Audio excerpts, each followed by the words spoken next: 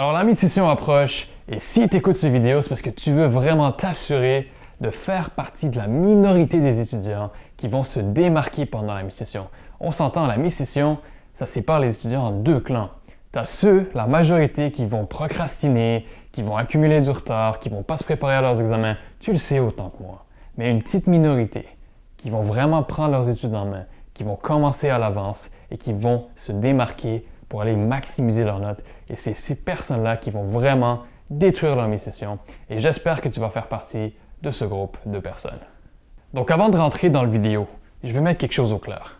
Tu le sais autant que moi que de nos jours, la discipline, c'est plus quelque chose qu'on a comme on avait dans les générations avant. Et demande à tes parents. Dans leur temps, ils n'avaient pas autant de choix, autant d'options qu'on a aujourd'hui. Aujourd'hui, c'est quoi la raison que tu as pour étudier? Qu'est-ce qui te pousse pour étudier? Pense-y fort. Tu as Netflix au bout de tes doigts. Tu peux juste t'asseoir sur ton sofa, sur ton laptop, sur Facebook, sur Instagram, sur Snapchat. Il n'y a rien vraiment qui te force à aller te démarquer et étudier. C'est pour ça que c'est difficile de rester motivé. C'est pour ça que c'est difficile. On procrastine parce qu'on a tellement d'options dans la société d'aujourd'hui que c'est difficile de mettre ses priorités en place. Mais si tu veux te démarquer, il faut que tu pratiques, numéro 1, ta discipline. La discipline, c'est l'élément qui va te permettre de te démarquer des autres étudiants. Parce que de nos jours, on a tellement de choix, c'est tellement difficile d'avoir un focus que ceux qui sont capables de bâtir une certaine discipline, ce sont les seuls qui vont vraiment réussir à se démarquer. Donc aujourd'hui, je te donne plusieurs concepts sur comment tu peux bâtir ta discipline pour tes études.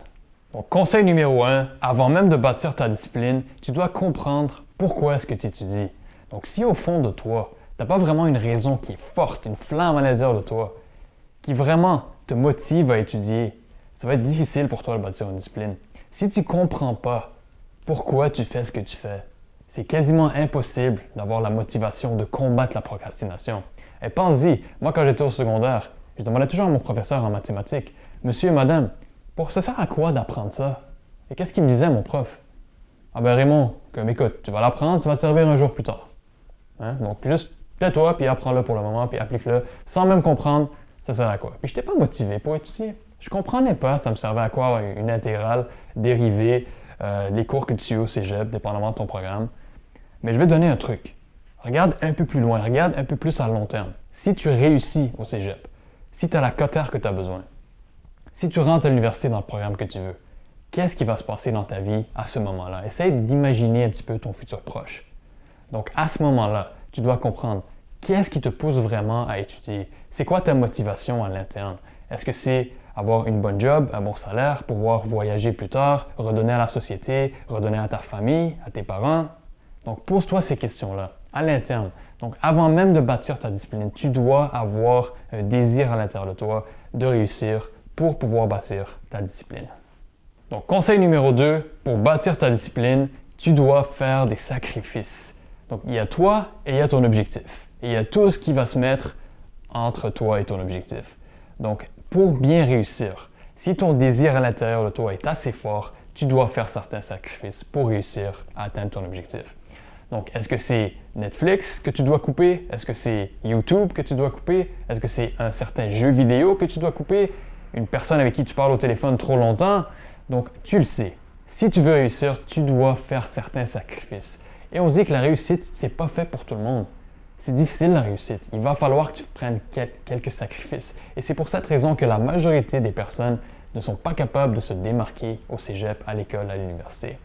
Donc, si tu veux vraiment être en mesure d'atteindre un niveau de succès que la majorité des gens rêvent d'atteindre, il va falloir que tu fasses des sacrifices que la majorité des gens ne pourront jamais faire. C'est la seule façon que tu peux te garantir ton succès. Donc, fais une liste de tes distractions, de vraiment ce que tu sais au fond de toi qui mange ton temps. Tu sais que c'est le fun à court terme, mais tu sais qu'à long terme, ça te nuit de jour en jour. Donc, prends cette décision aujourd'hui. Coupe sur ces distractions.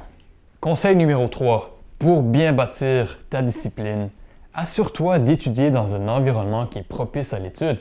Donc, si tu étudies et ton téléphone est à côté de toi tout le temps, devine quoi? C'est une tentation. C'est comme si tu es au régime et tu mets une barre de chocolat juste devant ta face tout le temps.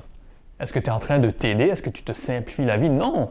Tu te compliques la vie. Donc, si tu veux bien réussir au niveau de ta discipline, Assure-toi d'être dans un environnement d'études où est-ce qu'il n'y a pas de tentation.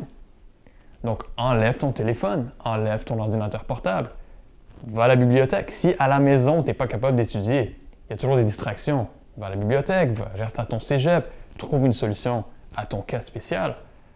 Mais garde en tête, si tu veux vraiment bâtir ta discipline, ton environnement a un rôle super important. Donc, juste en enlevant ton téléphone cellulaire, je peux te garantir que tu vas peut-être augmenter ta productivité de 60 à 70 % facilement. Fais le test, enlève-le, mets-le dans une autre chambre pendant au moins quelques heures. C'est comme ça que tu bâtis du momentum. Le problème avec la majorité des étudiants, et moi aussi quand j'étais au cégep, c'est que mon téléphone, il vibrait à chaque 5 minutes ou chaque même 2 minutes.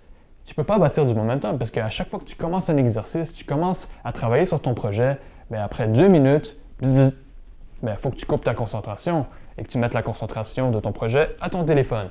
Là, tu viens de couper ton momentum. Mais si tu es capable de mettre ça de côté pour quelques heures seulement, tu bâtis un momentum et tu vas voir qu'après même 2 ou 3 heures, tu ne seras même plus capable d'arrêter ton étude tellement que tu es rentré dedans. Donc, essaye ça. Mets ton téléphone de côté, bâtis un momentum et de cette façon, à long terme, ta discipline va se solidifier. Bon, là, j'ai une bonne et une mauvaise nouvelle pour toi. La mauvaise nouvelle, c'est que la majorité des étudiants, ils ne seront jamais capables de bâtir une bonne discipline pour réussir. Mais la bonne nouvelle, c'est que tu ne feras pas partie de ces étudiants-là. C'était Raymond de Cotter Expert. Garde la tête haute et lâche jamais. On se voit bientôt.